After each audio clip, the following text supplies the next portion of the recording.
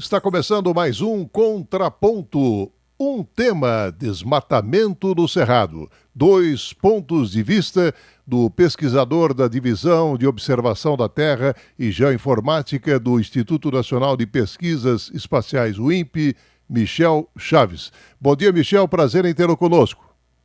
Bom dia, Márcio. Prazer todo meu falar com vocês. Obrigado pelo convite.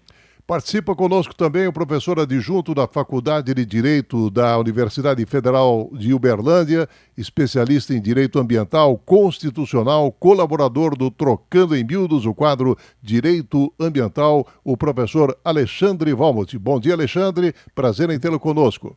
Bom dia, Márcio. Bom dia, professor Michel. Um abraço aos ouvintes e às ouvintes. E o acelerado ritmo da conversão da vegetação natural do Cerrado em áreas agropecuárias está causando impactos nos serviços ecossistêmicos do bioma. E para frear o problema, seria necessária a implantação de ações de proteção mais rígidas e complementadas com um planejamento territorial focado na formação de corredores ecológicos e também na recuperação de pastagens degradadas. Este é o alerta feito por pesquisadores, dentre eles o nosso convidado, o Michel Chaves. Afinal, Michel, o que pode acontecer com o segundo maior bioma da América do Sul, que tem uma área aí de 2 milhões de quilômetros quadrados, o equivalente ao território do México, e o Cerrado é a savana mais biodiversa do mundo, com mais de 11.600 espécies de plantas nativas. O que o desmatamento pode provocar, Michel? Olha, Márcio, a gente tem notado um ritmo acelerado no desmatamento no bioma e a gente sabe que com as mudanças climáticas, com toda essa questão de alteração no regime de chuvas, alteração na temperatura, a tendência é que a vegetação natural, os recursos naturais sofram, de certa forma, uma transformação. E não só eles, a agricultura também, porque a gente está falando de cultivos agrícolas que dependem, invariavelmente, das condições edafoclimáticas, temperatura, precipitação, entre outros. Se a gente tem uma perspectiva de mudança nessas condições edafoclimáticas, que vão afetar tanto a vegetação natural quanto a vegetação agrícola, a gente tem um ponto importante, um ponto de preocupação, que a gente vai ter que desenvolver estratégias para mitigar o impacto dessas mudanças, porque evitar praticamente impossível pelo ritmo que essas mudanças estão ocorrendo e pelo ritmo acelerado também que as mudanças não climáticas, vamos dizer assim, mudanças causadas pela ação humana, também ocorre. Então, considerando esse fato, esses efeitos, tanto na parte ambiental quanto na parte agrícola, a gente parte para a questão social e econômica. Se a gente vai ter um cenário onde o cenário ambiental, a vegetação natural, os recursos, e no Cerrado a gente pode citar especialmente recursos hídricos, muitas bacias que abastecem a população brasileira, e a agricultura, atividade econômica de grande relevância, a gente vai ter um impacto socioeconômico. Então, o que pode acontecer com o Cerrado é uma mudança nas suas funções, na função ambiental, na função agrícola, função econômica, função social. A partir do momento que a gente não cria estratégias de mitigação para o que vem ocorrendo, ele vai perder um pouco ou muito da sua capacidade, tanto capacidade ambiental de prover o recurso ecossistêmico, o serviço ecossistêmico, tanto na condição agrícola, de prover uma agricultura pujante, uma agricultura com alta produtividade, não só na questão de commodity, mas na questão da diversificação que ocorre em algumas áreas. Então, é isso que pode acontecer, uma mudança no cenário, no panorama, no desenho atual que está o Cerrado, tanto na questão agrária, né, que envolve aí a questão ambiental e a questão agrícola, quanto na questão socioeconômica, que a gente vai ter uma mudança na atividade. Contraponto, professor Alexandre.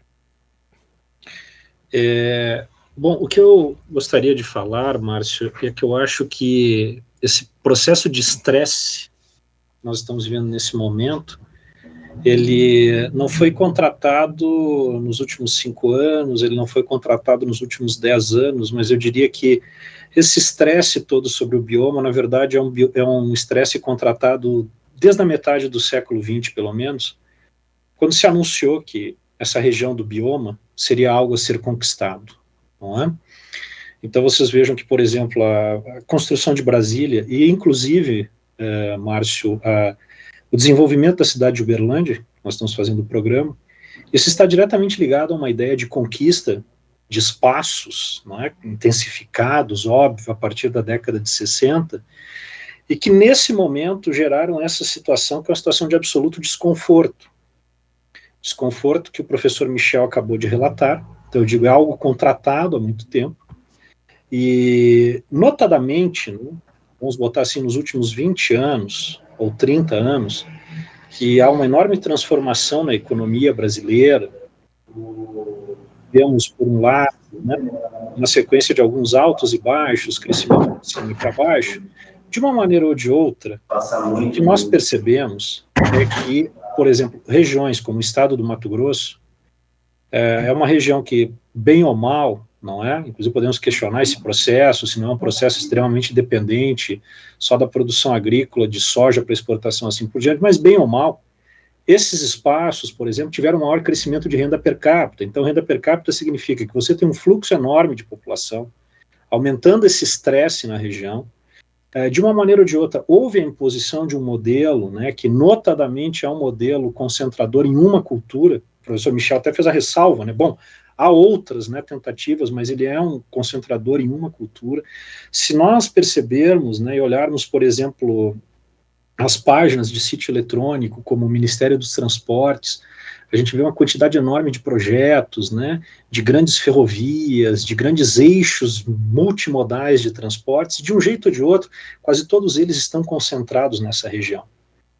Então é algo de uma discussão difícil, né, porque tem que se estabelecer um novo contrato de desenvolvimento de uma região que hoje absorve uma parte significativa da população brasileira, representa algo significativo na economia nacional, né, a participação desses estados que praticamente têm toda a sua área compreendida no bioma, como, por exemplo, Goiás, Mato Grosso, em parte Mato Grosso do Sul, não é? Isso leva, né, à busca de soluções novas que realmente nós contemplemos toda essa delicadeza de recursos hídricos essenciais, né?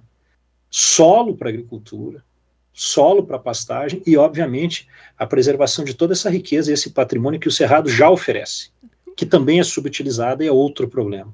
Michel, dados do sistema de alertas DETER, do INPE, né, que foram divulgados no dia 3 de agosto, mostram um aumento aí de 16,5% entre agosto do ano passado e julho deste ano, o que representa 6.300 quilômetros quadrados destruídos no período.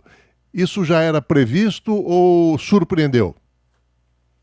Olha, de certa forma, sempre surpreende, porque é um valor que a gente ainda não tinha visto no bioma cerrado. Esses números, você vê, ele chegou a 6.300 quilômetros quadrados, e se a gente considerar o 2022 inteiro, ele já havia sido 25% maior do que foi em 2021 inteiro. Ele chegou a 10.700 quilômetros quadrados. Esses números são próximos dos números que a gente vê na Amazônia. Então, de certa forma, ver isso no Cerrado, que tem aproximadamente metade do tamanho da Amazônia, é surpreendente. Agora, pelo monitoramento que a gente faz, a gente vai vendo isso acontecer de forma semanal, mensal, e aí acaba que já era um pouco esperado pelas prévias que a gente tinha, tanto do DT quanto do monitoramento agrícola, que o Laboratório de Sensoramento Remoto Agrícola faz, a gente já tinha uma visão de que poderia atingir, mas o número que foi atingido, Márcio e professor Alexandre, de certa forma, é surpreendente, sim, e surpreendeu tanto a nós, do meio acadêmico, quanto a atores do próprio meio agrícola, do setor agrícola, que não esperavam, de certa forma, esse número. É um número que gerou questionamentos ao Brasil internacionalmente, por exemplo. Atores do setor agrícola, agropecuário, foram questionados em convenções internacionais. Então, apesar da gente que faz o monitoramento já ter ciência disso, o grande público não tinha essa visão, tanto aqui quanto no exterior. Então, no frigir dos ovos, surpreende. É um valor alto, um valor que precisa chamar a atenção, precisa ser dito para alertar a vontade política de uma iniciativa que o contenha, porque mais 2, 3 anos com números assim, praticamente seria ruim, sabe? Seria péssimo manter isso. Claro que um ano ocorrer, já aconteceu, então o direcionamento de medidas já vem acontecendo, mas se isso for constante, prejudica muito a imagem do Brasil e surpreende a todos nós. Professor Alexandre, esse foi o pior resultado desde o início da medição entre 2017 e 2018. E a maior parte dos alertas está justamente concentrado na região conhecida como Matopiba, que é a região do Maranhão, do Tocantins, do Piauí e da Bahia. Quase 75% do desmatamento do bioma está justamente na região, professor Alexandre. Sim. Eu resgato rapidamente aquilo que eu mencionei na minha primeira intervenção, não é? Há um projeto bem ou mal desenhado, bem ou mal estruturado, né? Isso é uma coisa que a gente pode discutir, deve discutir criticamente, mas há um projeto de ocupação, né? De presença, né? Das atividades agrícolas. E, obviamente, por que isso ocorre, não é, Márcio? Até um cálculo meio singelo, bastante simples, né? Porque ainda há, não é, terras para ocupação, terras para o desenvolvimento das atividades agrícolas, né? Agora, veja, né? É claro que, como o professor Michel falou, com todo o alerta dado, né? Bom, ao mesmo tempo que nós temos essa preocupação, eu acho que a gente tem que pensar com uma certa força positiva, né? Por outro lado, é o momento também de você tentar colocar, não é, formas normativas, institucionais, para que esse processo seja um processo adequado, sustentável, de respeito ao bioma, não é? Ao mesmo tempo que você tem essa aceleração, você tem nessa região ainda áreas que não têm, não é, uma ocupação, né, um choque antrópico tão forte, que ainda permite, né, que nós trabalhemos com uma nova maneira de ocupação das áreas, com uma nova maneira de tratar o solo, de tratar o bioma, de cuidar das águas, não é? Então, é uma janela de oportunidade, ao mesmo tempo que os dados, né, recentes nos chocam, não é? E isso, na verdade, pode, inclusive, a gente pensar, né, a reprodução da ocupação que ocorreu no Triângulo Mineiro, já ocorreu em Goiás, já ocorreu no Mato Grosso, inclusive na parte sul de Tocantins, não é? O movimento, o fluxo é enorme, né? Se vocês olharem, por exemplo, os dados do IBGE, a gente vê, por exemplo, municípios no oeste baiano, nessa região, Márcio, que eram pequenas cidades de 30, 40 mil habitantes, hoje já tem o porte de cidades médias, 150, 200 mil habitantes de uma hora para outra. Basicamente, essa malha urbana que nasce, é uma malha urbana que nasce no fluxo, né, dessas atividades agrícolas. Então, há de se pensar, né, num processo com muito cuidado, tem que se desenhar um novo recorte normativo, e as instituições têm que funcionar pensando em como trabalhar de uma maneira adequada. Opções há, não é? Opções há, já vou até, sim, aproveitar essa minha intervenção, né? Por exemplo, você tem uma quantidade enorme de recursos de óleos que podem ser aproveitados para muitas atividades com relativo baixo impacto. O bioma oferece buritizais, ele tem babaçu, ele tem uma série de oleaginosas, né, de alto valor, que podem ser aproveitadas tanto para alimentos como matriz energética. Isso é uma coisa que tem que ser pensada. A gente conhece uma enorme quantidade, né, de outras espécies vegetais que elas possibilitam a produção de produtos com altíssimo valor agregado na área de cosméticos, numa outra área de química fina e tudo mais, que deve ser aproveitado para justamente evitar, não é, esse cenário da plantação, do monocultivo, utilização de grandes áreas, maquinário pesado muitas vezes, né, com consumo de combustíveis, com esses vetores de grandes estradas. É o momento de pensar nisso, né, e transformar essa região do Maranhão, Piauí, Tocantins e Bahia, né, num novo projeto e num modelo de ocupação sustentável.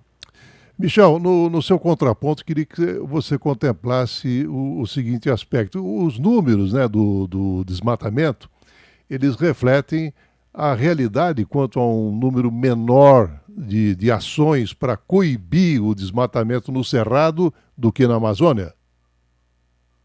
Olha, Márcio, historicamente foi assim e continua sendo. A gente tem mais ações para conter o desmatamento na Amazônia do que tem no Cerrado.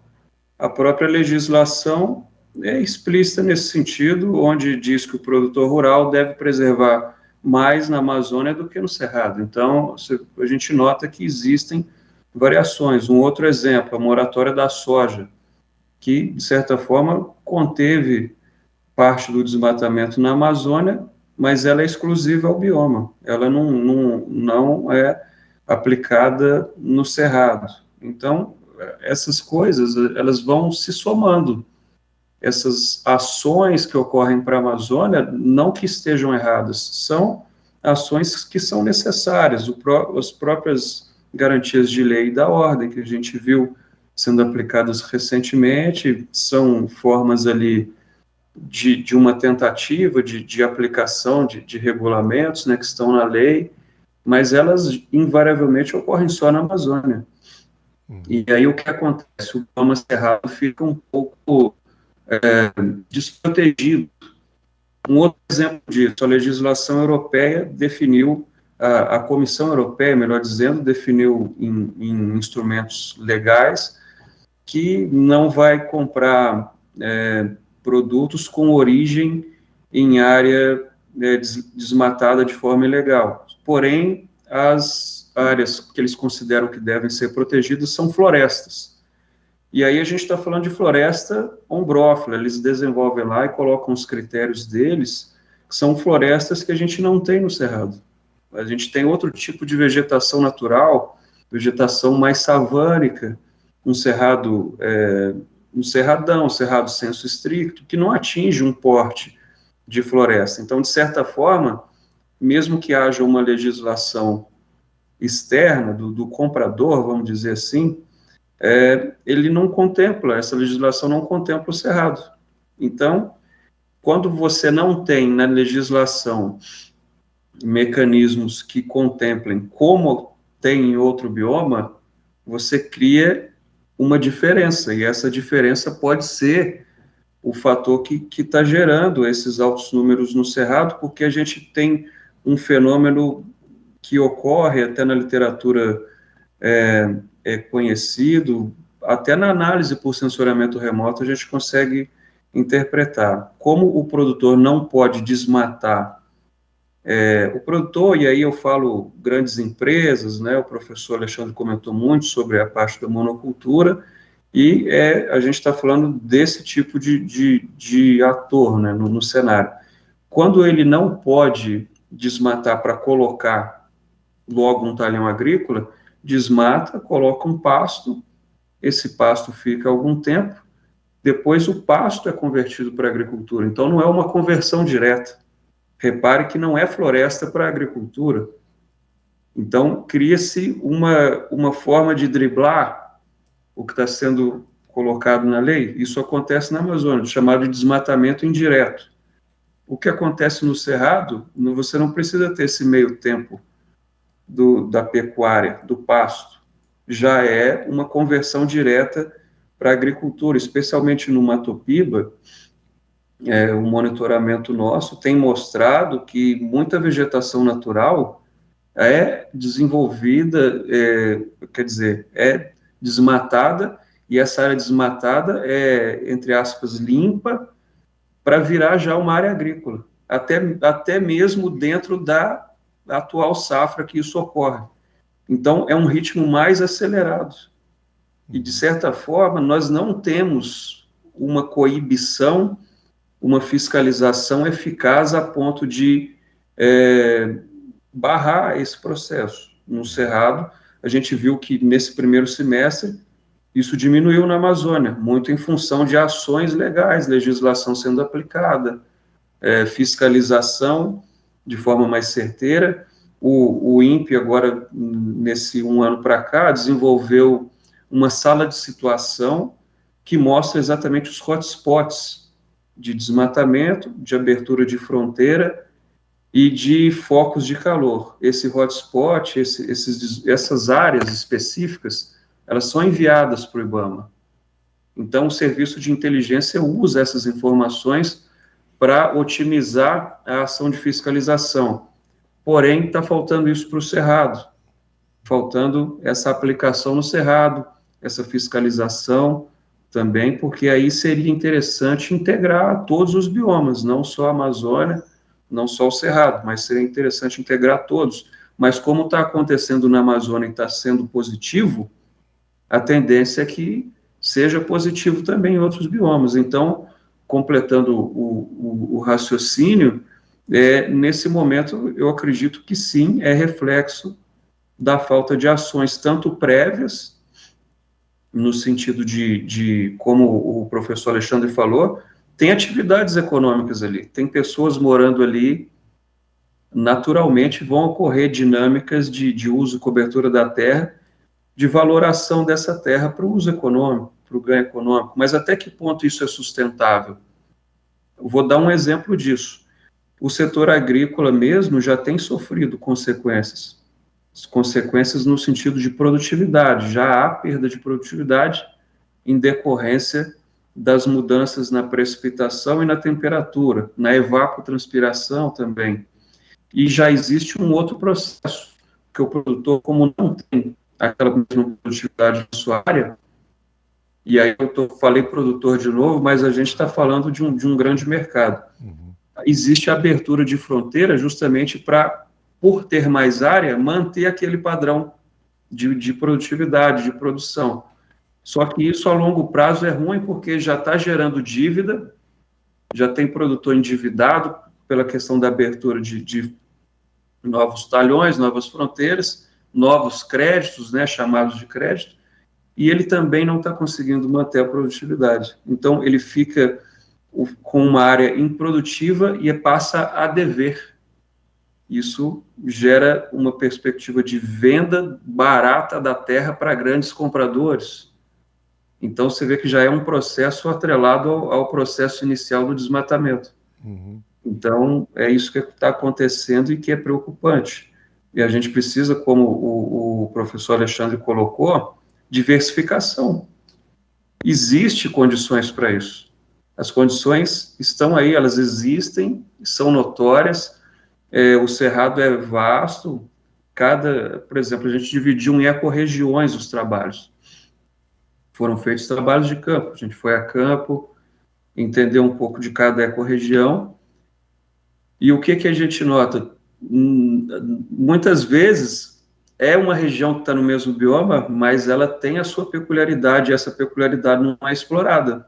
Cria-se uma padronização das atividades econômicas. O que não é necessário, não gera uma divisa maior do que a diversificação geraria, e padroniza-se os serviços, tudo em prol de uma infraestrutura que muitas vezes ela vai até a página 2, porque continuamos tendo problema com o transporte, com o escoamento, com a logística da distribuição, a gente continua tendo problemas relacionados à falta de estoque, à falta de produto nas gôndolas, e agora passamos a enfrentar, em alguns casos, problemas relacionados à exportação. Então, não faz muito sentido quando você pensa a médio e longo prazo. Ok. Professor Alexandre, o Brasil ele conta com uma estrutura legal ambiental que, no papel, teria potencial exatamente para diminuir ou inibir esse desmatamento. Só que o problema é a questão de fazer valer o cumprimento da lei, né, professor? Veja, na verdade, acho que a gente pode dividir, né, Márcio, isso que você chamou aí de esse aparato legal do direito brasileiro, vou chamar de direito ambiental aqui até para facilitar a nossa conversa, né? E, veja, eu diria para vocês que esse aparato legal, ele pode ser dividido em várias faces, tá? De um jeito ou de outro, as normas são produzidas para que você tenha um programa. Ou seja, isso seria o antes. Planejar, definir, apontar em normas as estratégias. Ou seja, o que nós estamos falando aqui objetivamente é se haverá ocupação, se haverá movimento, construção de infraestrutura e tudo mais, de uma maneira ou de outra, né, o conjunto de normas deve prever isso, não é? Isso muitas vezes, óbvio, vai além do direito, das normas de direito ambiental propriamente ditas, envolve inclusive, por exemplo, questões maiores, como por exemplo o próprio plano plurianual, de onde, para onde você vai chegar e canalizar os investimentos do poder público, o que você vai sinalizar de atividades, né? Onde você vai construir infraestrutura, como você vai construir infraestrutura, como você vai estimular processos produtivos, quais processos produtivos você vai estimular. Esse é um lado que muitas vezes é esquecido. E aí o que acontece, Márcio? Talvez aí entre o problema que você detectou. Você gera uma sobrecarga no sistema que a gente vai chamar fiscalizador e de disciplina, que também é necessário. Mas por si só, ele não tem condições de resolver isso. Longe de mim dizer assim, não, esqueçam a fiscalização. Sim, a fiscalização deve ocorrer, né? O trabalho do professor Michel, de uma maneira ou de outra, é um trabalho que vamos dizer assim, de braços dados com o trabalho de fiscalização, mas a fiscalização por si só, nessas condições, Márcio, esse arcabouço normativo, ele não tem condições de resolver o problema exclusivamente na parte de disciplina e repressão. Se você tem todo um problema, né, lá para trás que se acumulou agora, né? E mais do que isso, né? Veja, tem um outro momento do sistema legal, que aí é o que você bem mencionou, que nós temos um diagnóstico que não é só da área ambiental, que é um problema geral, nós temos carência de pessoal nos órgãos fiscalizadores, algumas vezes nós temos carências de recursos, o próprio Poder Judiciário, vamos lá, né, vamos falar, o Poder Judiciário ele tem um problema, né, estrutural de demandas em demasia, né, então são três momentos, que eu acho que esses três momentos, se não houver uma coordenação entre eles, nós vamos viver essa situação que você descreveu, essa lei não funciona, né, não funciona porque, na verdade, não adianta sobrecarregar o sistema fiscalizador. Depois, o professor Michel colocou bem, né? Você tem uma ocupação hoje, não é? Imensa. Inclusive, eu vou usar um exemplo aqui rápido, né? Por exemplo, no Piauí, não é? Entre aspas, né? A capital da ocupação agrícola é a cidade de Bom Jesus, não é? Tem uma coisa curiosa, né? Porque a cidade de Bom Jesus hoje tem uma expansão enorme do cultivo da soja, a gente estava falando da monocultura, e, curiosamente, uma boa parte dos hortifrutigranjeiros de Bom Jesus tem que vir da cultura irrigada do Vale do São Francisco, na Bahia. Ou seja, tem que embarcar uma caixa de tomate, você tem que embarcar uma caixa de chuchu ou qualquer coisa, rodar quilômetros e quilômetros, para uma região que, de uma maneira ou de outra, você podia ter um cinturão verde de pequenos agricultores produzindo os hortifruti da região, e nem isso tem, não é? Entre aspas, dá a impressão de um deserto verde, não é? Forma um deserto verde, ou seja, você tem toneladas de soja sendo colhidas e as pessoas, para consumirem um legume, uma fruta, não é? Dependem da circulação dessas mercadorias por via rodoviária, com queima, óbvio, né, de combustível, no mais das vezes combustível fóssil, né? E aí você pode até chegar, né, e dizer, não, mas é uma política de biodiesel, né? Mas é uma política de biodiesel que também não vai se justificar numa situação como essa, né? É por isso que eu falei para vocês, acho que tem que ter uma coordenação antes, não é? Ou seja, a norma de planejamento de ocupação, e depois, claro que, assim, Márcio e professor Michel, eu também não sou ingênuo, né? Porque isso aí tem todo um impacto político, né? Se você olhar, por exemplo, eu vou falar de novo da realidade do Piauí, a linha dos discursos dos candidatos a governador, de situação ou oposição, é essa: olha, o Piauí está mudando, está se tornando, né, um grande produtor nacional. Há projetos como, por exemplo, né, descer a produção pelo rio Parnaíba, né, não confundir com o nosso Paranaíba aqui do lado, né, descer pelo rio Parnaíba, numa grande hidrovia. Não é? É curioso, como o professor Michel falou, ao mesmo tempo, o norte do Piauí tem um potencial com a carnaúba, que você poderia agregar valor, que é a vegetação nativa, uma riqueza local, né, que até hoje a infraestrutura não é suficiente, né? Por exemplo, o projeto do Porto de Luiz Correia nunca sai do papel, poderia ser um porto exportador, inclusive de beneficiamento da carnaúba. A carnaúba tem um alto potencial de cultura sustentável e de inclusão social com os pequenos produtores. A carnaúba é uma cultura adequada àquela região, né, que ali já é semiárido, já não é mais nem o cerrado.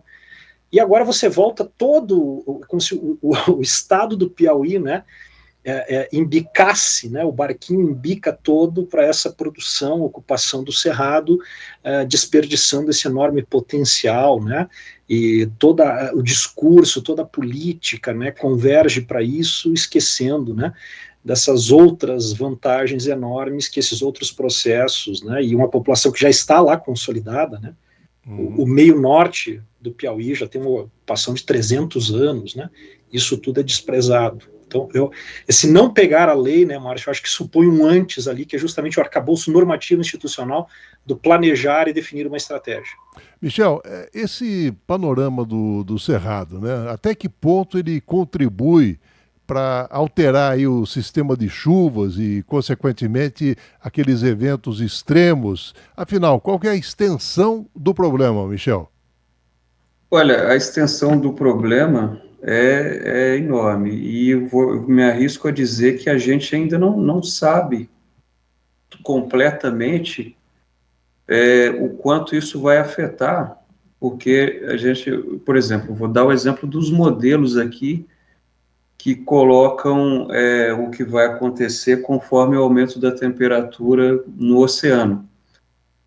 Todos os modelos, seja de qual nacionalidade for, qual organização for, eles estão apontando uma situação que ainda não ocorreu, que é inédita, que é um aumento maior do que o comum no oceano. Só que os modelos ainda não estão concluindo de forma igual qual será o real impacto disso na questão ambiental. Mas na questão agrícola, a gente já consegue visualizar algumas coisas. Perda de produtividade, no Brasil especialmente. A gente tem uma agricultura no Cerrado e em vários lugares ela não é irrigada.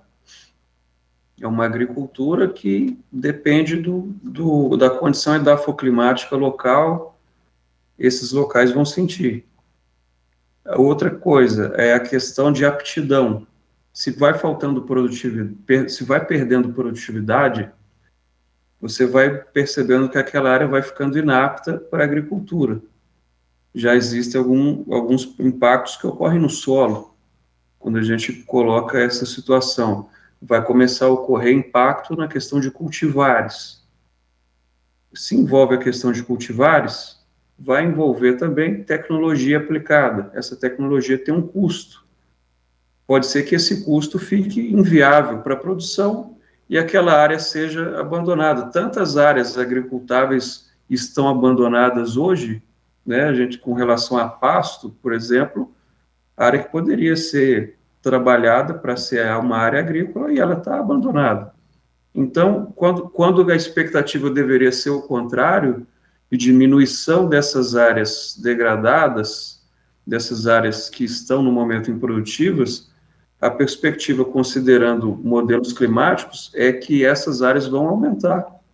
Isso não é bom, porque aí inviabiliza, como a gente vem conversando aqui, que esses projetos para planejamento territorial, ordenamento territorial, imagine que a Secretaria do Governo esteja pensando um ordenamento territorial hoje, mas aí com esse El Niño atual mude o cenário. já vão ter que pensar em outra estratégia. As estratégias, elas devem ser, concordo com o professor Alexandre, de longo prazo, de médio prazo, porém a gente vai ter que passar por esse período agora sem ter tido um ordenamento, e isso pode afetar, e aí, Márcio, afeta muito no sentido de entender qual vai ser o real impacto. O impacto ambiental, ele pode e deve, né, ele vai afetar a sociedade.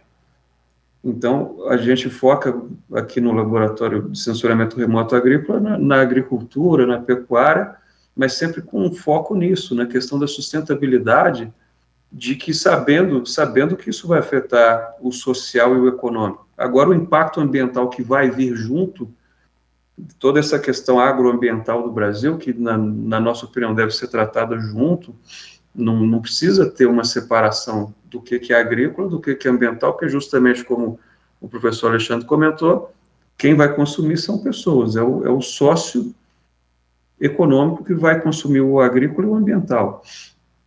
Então, se a gente ainda não tem um real impacto disso de forma ambiental, mas já tem uma perspectiva de como vai impactar no ramo agrícola, a tendência é que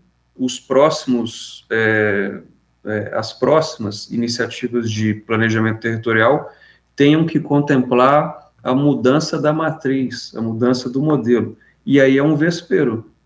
É difícil fazer essa mudança, porque é um modelo que está consolidado. De certa forma, você tem cidades avançando economicamente, governos estaduais, como o professor Alexandre colocou, colocando isso como força motriz da sua gestão, e aí, de repente, vindo de cima para baixo, isso não vai acontecer. Não vai acontecer. É por isso que a gente cita no artigo que a política no Cerrado tem uma peculiaridade que ela deve ser tratada integrando municípios, integrando a associação de produtores agrícolas, integrando holdings, integrando cooperativas. Não dá para vir um planejamento talhado única e exclusivamente pelo governo, e o governo federal, no caso, sem falar com esses atores, porque são N dinâmicas. Cada região é uma dinâmica diferente da outra, e isso tem afetado já hoje. Imagina depois desse El Niño, imagina com essa mudança sendo constante. Vai ter que ser trabalhado de forma integrada. Professor Alexandre, em cima exatamente do que o professor Michel colocou, né? Aí eu pergunto, como viabilizar, professor, um plano que possa estabelecer atividades produtivas sustentáveis, monitoramento e controle ambiental, ordenamento fundiário e territorial e também instrumentos normativos econômicos, exatamente para tentar cumprir aqueles acordos que foram assumidos lá no Acordo de Paris e também na Conferência das Nações Unidas, professor? Sem querer trilhar a obviedade, né, Márcio? Obviamente é uma discussão política séria, né? Eu acho assim, há um bom grau de maturidade na sociedade brasileira se as informações forem realmente divulgadas, conhecidas, com os impactos que isso pode trazer, não é? Eu não descarto algumas vezes, embora isso possa ser censurado, inclusive você caprichar dos riscos enormes que nós estamos correndo. E assim, não são poucos os exemplos que nós vivemos, né? Então, por exemplo, professor Michel, de uma maneira ou de outra, né, isso, Márcio, você sabe que nós já falamos outras vezes em outros debates aqui, uma boa parte do Cerrado é a grande caixa d'água, e uma caixa d'água que é a pilha da energia elétrica brasileira. Nós aqui, especialmente na região do Triângulo Mineiro, né, na verdade é um triângulo cercado de hidrelétricas, né? O desenho do triângulo é um triângulo de hidrelétricas. Nós já tivemos eventos bastante difíceis, né? Há poucos anos, quando, por exemplo, essa alteração no regime de chuvas, não é? gerou escassez de águas nos reservatórios, as pessoas viram o enorme custo que isso trouxe. Eu acho que esses elementos têm que ser também trazidos ao debate, para que as pessoas façam uma relação de causa e efeito, por que isso está acontecendo, que na verdade não basta, né, alimentar uma miragem, não é?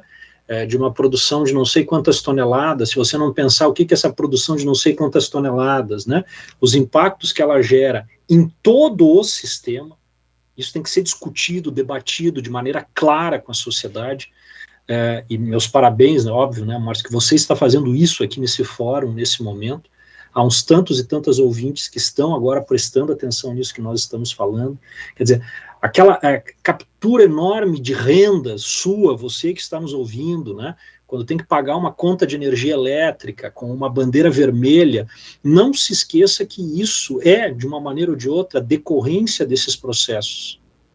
Não pode se apegar a miragens, né, de uma produção, de recordes de produção agrícola, se você não entender que você está perdendo o recurso mais precioso de todos, vamos lá, né, que é a água.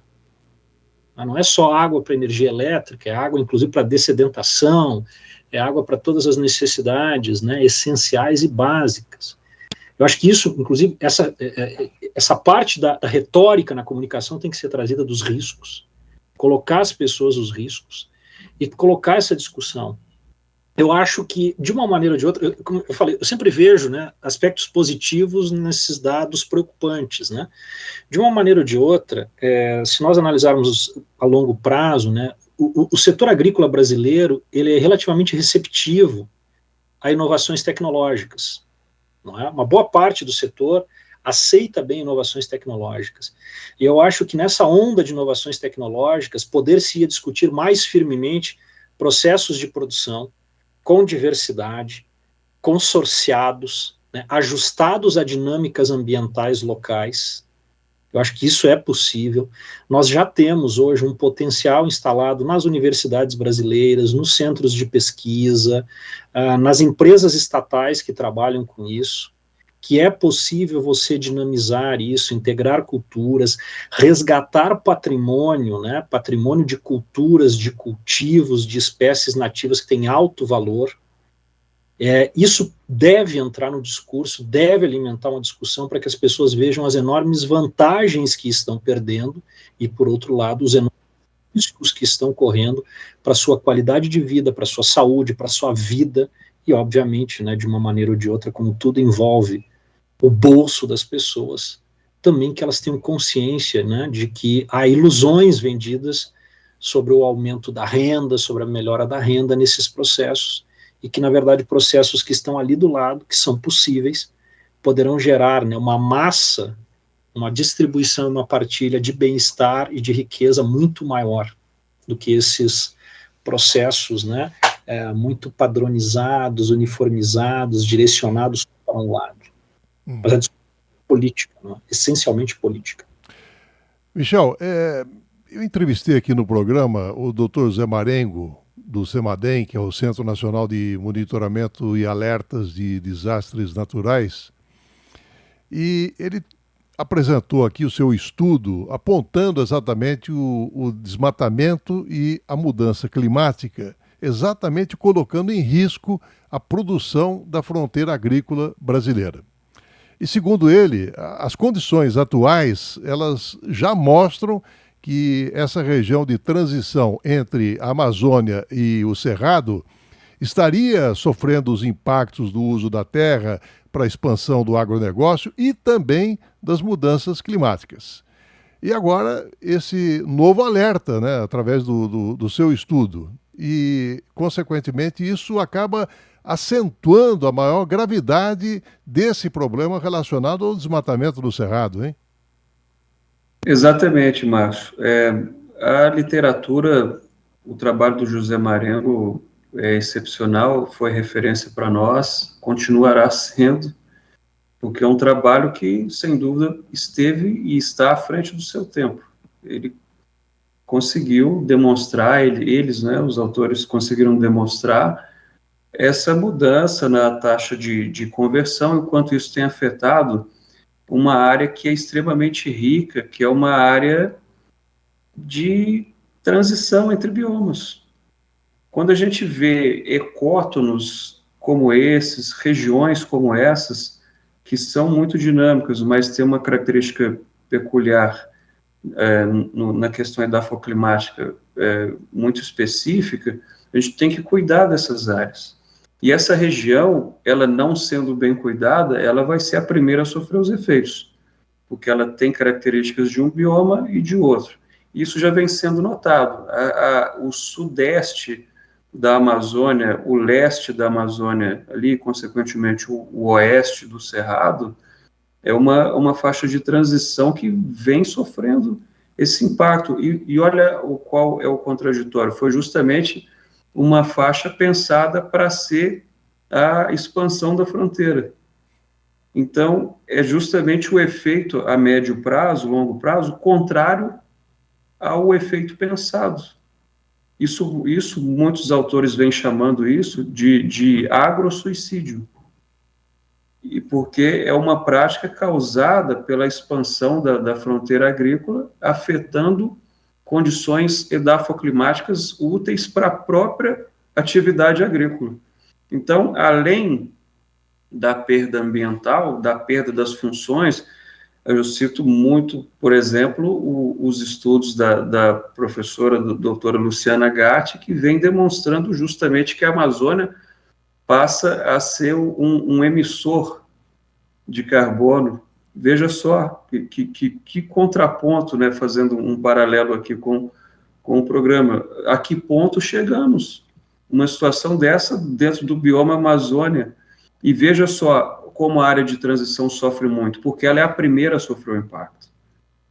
Se você tem o desregramento ocorrendo, e ali na fronteira a gente tem muito exemplo da parte amazônica, de áreas com expansão de vastas áreas para gado, confinamento de gado, né? A gente tem São Félix do Xingu, várias outras regiões que no entorno delas, muita área terra indígena, e a gente tem um avanço do desmatamento, o avanço da atividade antrópica ali. Do lado do Cerrado, a abertura de monocultura, correntão para cá, para lá, de forma desregrada, onde poderia ter uma diversificação melhor, maior, e por que não ocorre? Muitas vezes em função não da legislação, né? A legislação está aí, a questão de cumprimento, muito em função da falta de fiscalização, mas muito em função do interesse que se sobrepõe, o interesse econômico, né? A gente tem uma fragilidade social em várias dessas regiões, tem pessoas que têm a necessidade de fazer essa atividade, mas tem outros que são pela ganância, empresas mega ricas que o fazem pelo lucro. Então, tanto os estudos do professor Marengo quanto de outros pesquisadores vêm demonstrando justamente isso, que não é vantajoso sequer economicamente. A gente não está falando mais nem na questão ambiental, nem na questão agrícola, de gerar, produzir alimentos, mas do econômico. Nem isso é vantajoso no médio e longo prazo. Uhum. Professor Alexandre, eu entrevistei aqui o Dr. Carlos Nobre, e que formulou há 28 anos atrás, né, a hipótese da savanização da Amazônia, exatamente em resposta ao desmatamento. Ele que também vem estudando como que o aquecimento global pode influenciar a floresta tropical. E naquela oportunidade ele fez questão de frisar que o processo de savanização da floresta, ela pode passar desse ponto de não retorno. E aí eu pergunto, se esse cenário da Amazônia, quais os riscos para o nosso cerrado, professor? Bom, são atuais, né? Presentes nesse momento, até porque nós temos uma série de infelizes registros, né, em vários outros biomas brasileiros desse processo de esgotamento. E é fácil falar aqui, por exemplo, a região do Pampa, no Rio Grande do Sul, não é? Que sofreu um processo terrível, né? Hoje você tem solos pauperizados, a fauna praticamente extinta, uma boa quantidade, né? Não mais presentes naquela região. Infelizmente, né, assim como eu acho que é importante, né, nesses debates que nós fazemos, né, é óbvio que nós estamos falando da savana brasileira do Cerrado, mas é importante também lembrar que há um bioma que é extremamente descuidado, que é a Caatinga. E na Caatinga nós temos regiões, Márcio, que aí o problema já não é mais nem savanização, é deserto, não é? Um grau pior, não é? Então esses cenários ruins, como eu digo, eu acho que é importante nessa retórica do momento nós trazermos isso à realidade, e isso ocorre, né? Eu falei do Pampa, do Rio Grande do Sul, porque também as pessoas normalmente têm uma impressão, né, e até por fluxo turístico e outras coisas mais, de pensar no Rio Grande do Sul a partir de algumas regiões, como Serra Gaúcha, como algumas regiões do Planalto do Rio Grande do Sul e tudo mais, né? É importante lembrar que a metade sul do Rio Grande do Sul tem municípios com IDHs, que são IDHs, assim, infelizmente, não é, muito longe da média estadual e longe, inclusive, da média nacional, no sentido de pior. A região sul do Rio Grande do Sul, essa região do Pampa, é uma região completamente empobrecida, a maior quantidade de pessoas que hoje dependem da assistência social, isso não é uma crítica à assistência social, mas é um indicador de uma realidade de pauperização, por esgotamento, por práticas de culturas que levaram ao esgotamento do solo, levaram ao esgotamento de processos, e nós estamos falando da região do Pampa, né, que supostamente seria, né, um grande celeiro, uma região de enormes oportunidades, não é? A região sul do Rio Grande do Sul é uma região pauperizada, esvaziamento das cidades, fluxos demográficos que mostram que jovens migram porque não têm oportunidade de trabalho, não conseguem lá ficar. Na Caatinga, a gente tem uma série, né, de exemplos negativos disso. Então, imagine se isso chega, né, ou se realmente se configura esse quadro terrível que o professor Nobre desenhou. Não é? Isso é algo difícil. E aí vem uma coisa que eu acho que o professor Michel, desculpa, professor Michel, se eu estou aqui com toda a minha soberba, né, assumindo o papel de um sintetizador de suas ideias, mas eu acho que isso fica muito claro na mensagem do professor Michel, que é o seguinte: remediar é muito caro. Remediar é muito, muito, muito mais caro. Não é? Os custos para você remediar são enormes. Ou seja, preservar, gerir bem agora, é uma forma muito mais barata, sóbria e inteligente de você tocar as coisas, né? Depois imagine, Márcio, se você savaniza, como já acontece em algumas regiões da floresta, o trabalho que você tem para voltar atrás. E também aqui, obviamente, na região do Cerrado, né? Eu acho que vocês lembram, teve um estudo muito interessante há um tempo atrás, né, procurando pegar um clássico da literatura, não é mineira, né, mas um clássico da literatura mundial, que é o Grande Sertão Veredas, e qual não foi a surpresa que uma boa parte das veredas já não existiam mais. Uhum.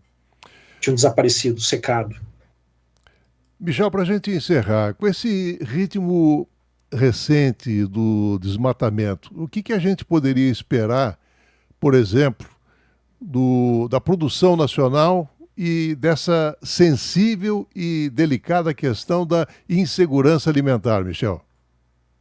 Olha, recentemente, eu acho que foi até essa semana, o governo relançou o Fundo Nacional sobre Mudança Climática, o Fundo Clima.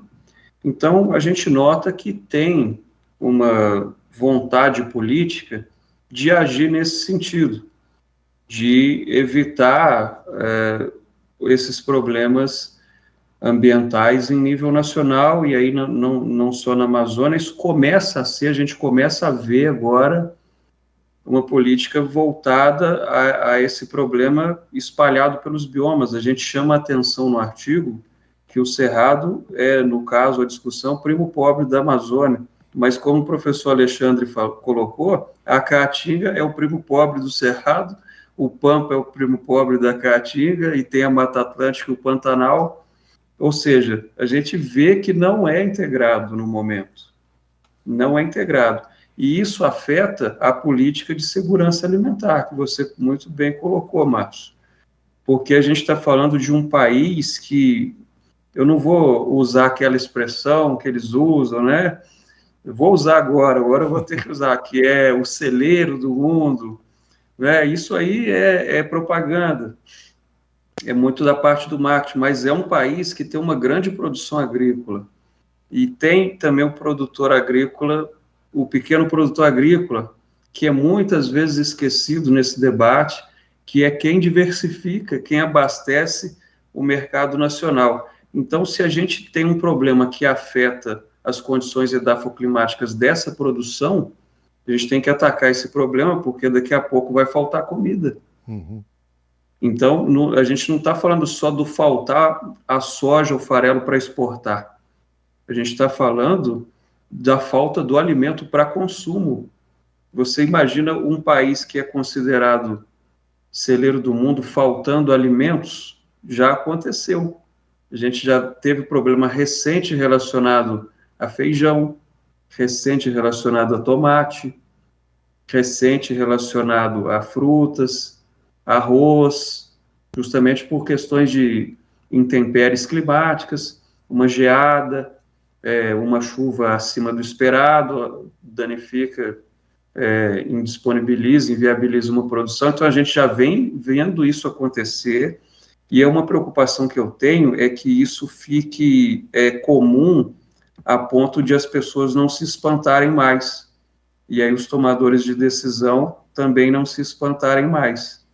E aí é justamente a preocupação final do nosso alerta é esse: a mudança climática afeta segurança alimentar num mundo que está com a população crescendo, num mundo cada vez mais desigual, e um mundo cada vez mais faminto. Isso não é bom, não é interessante economicamente e muito menos ambientalmente e socialmente falando.